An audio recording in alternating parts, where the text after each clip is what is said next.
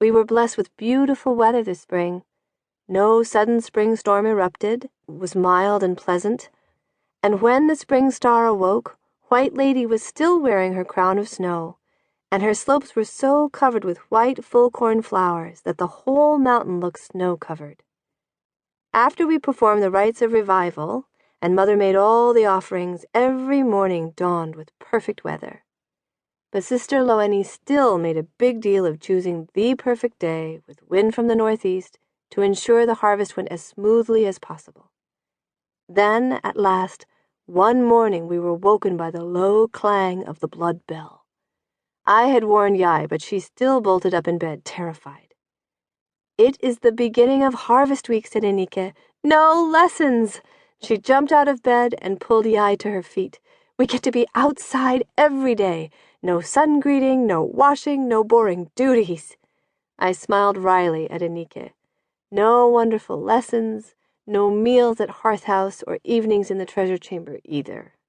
I was happy too, of course, but for different reasons.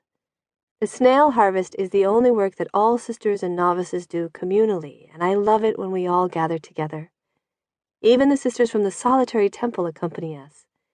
The only ones who stay in the abbey are the oldest sisters, whose backs can no longer bend over snails and baskets. We gathered in the courtyard in front of Hearth House. Sister Marianne and Dori had harnessed our 2 donkeys up to carts packed with neat coils of silk thread and woolen yarn. Tolan and Sister Loeni handed out baskets to everybody, even Mother, and then we left the abbey via the goat door. The island smelled of honey and dew as we walked up the path along the mountainside, and I remember thinking that I could never have dreamt of such a place when I lived in the village back home. A place with warmth and food and knowledge.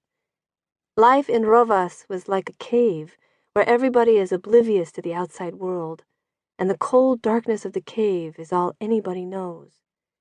Coming to the abbey and learning to read was like opening up a big window and being flooded with light and warmth. I took a deep breath and felt grateful for the feeling of food in my belly, the sun on my face, and the fresh spring breeze around my legs. Happiness, I thought. This is happiness.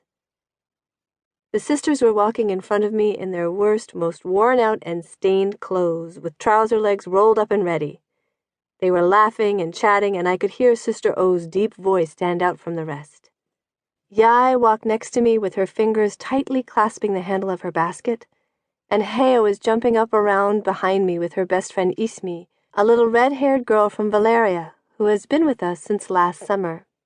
Behind them, Enike was singing a song with the junior novices.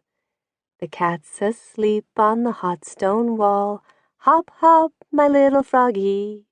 And the sun's ablaze like a golden ball, hop, hop, my little froggy. The girl waits in her robe of red, a crown of flowers round her head. The wind horn blows its silver call, hop, hop, my little froggy." I turned around to look at them. On every hop-hop, all the junior novices did a big frog leap along the path and exploded into giggles. The donkey carts were behind them, and the older novices were right at the back with their headscarves flapping gently in the bright sunlight. I turned to Yai. "We will camp on the beach, at least for tonight. Maybe longer if the weather stays this beautiful. Have you ever slept outside?" "No, it was forbidden for girls to leave the house after sundown."